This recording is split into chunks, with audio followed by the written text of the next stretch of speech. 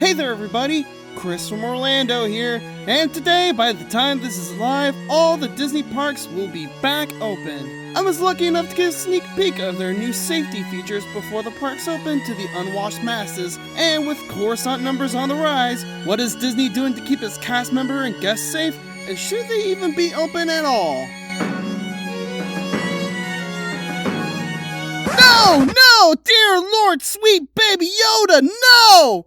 Look, if you remember my Universal reopening video, if you don't, the eye up in the corner will take you there, you'll remember I was a lot more calm about things reopening. Kinda.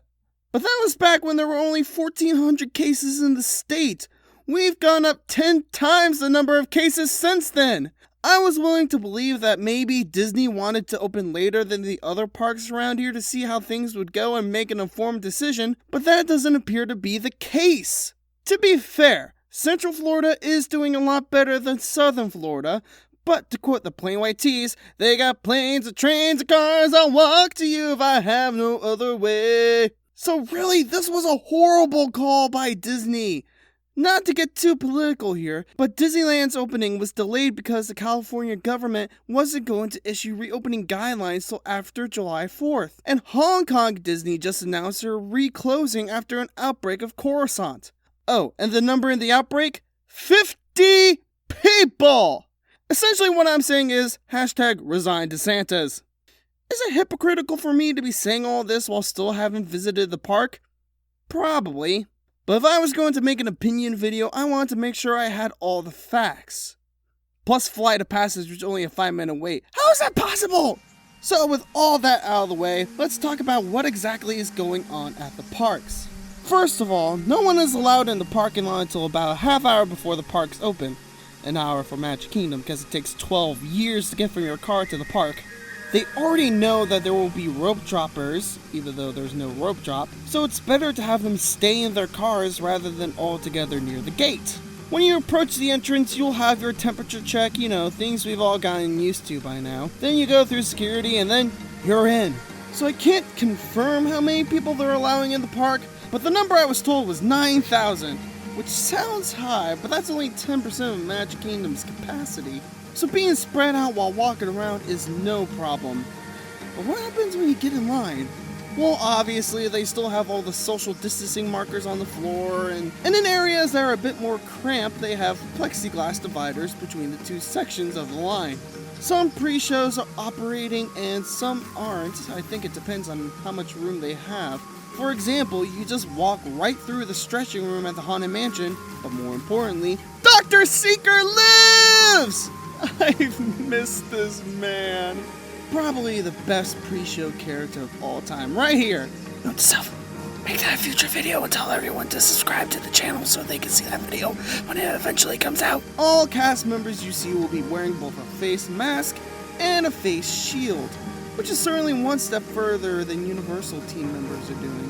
Also, I just want to point this out while I'm thinking of it. At Disney, they're not saying face mask and social distancing. They're saying face coverings and personal distancing or something along those lines.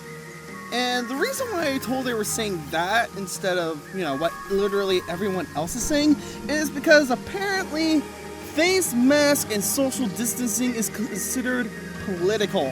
What? Man, people are stupid.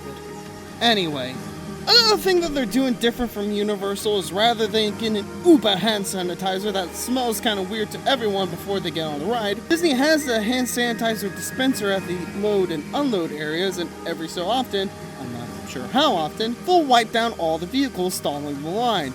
Should they do both? Yes! Yes, they should. Restaurants are all online order now. You're not even allowed inside unless you have an order, which is another good thing, controlling how many people you have in there. However, that did seem to stop at the condiment bar, in which you gotta reach in and grab the ketchup packets yourself. And it's like, why? Just have the cast members give us some packets when they give us our order. It's not that hard. There's no live shows going on at this time because Actors Equity is not allowing its members to go to work in these conditions, and good on them! Because the face characters aren't wearing masks, and it's very concerning. Universal certainly isn't known for its character meet and greets like Disney is, but the ones that they do have out are wearing masks. And even though the princesses are on floats well far from any guests, I think it's extremely important to send a message to the kids watching who look up to these characters, seeing that, hey, it's okay to wear a mask during this time. Also, Disney canceled parades because they didn't want people to gather close together and watch it. But yet they still have characters on parade floats going down Main Street, USA. Slap forehead. And now, let's talk about the biggest wild card here. The guest. Disney did say that the park's reopening would be based on the behavior of the guest and, well, yeah, self-explanatory.